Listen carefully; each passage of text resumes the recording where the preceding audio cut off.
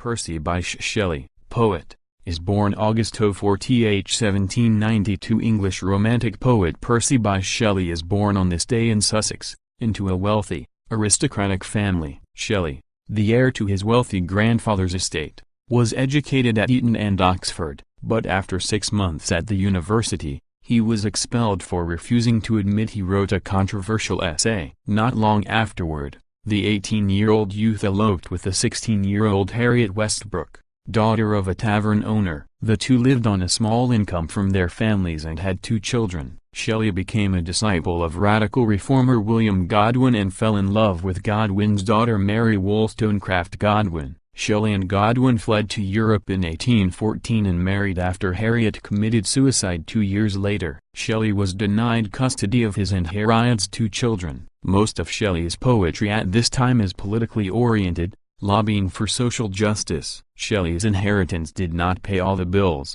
and the couple spent much of their married life abroad, fleeing Shelley's creditors. While living in Geneva, the Shelleys and their dear friend Lord Byron challenged each other to write a compelling ghost story. Only Mary Shelley finished hers, later publishing the story as Frankenstein. Meanwhile, Shelley wrote poetry. Some of his best work, including his masterpiece Prometheus Unbound, published 1820, Ode to the West Wind, and Ode to a Skylark, was written while the couple lived in Italy in the late 1810s. The Shelleys had 5 children, but only one lived to adulthood. After Percy Shelley drowned in a sailing accident when Mary Shelley was only 24, she edited 2 volumes of his works. She lived on a small stipend from her father-in-law, Lord Shelley, until her surviving son inherited his fortune and title in 1844. She died at the age of 53. Although she was a respected writer for many years, only Frankenstein and her journals are still widely read today.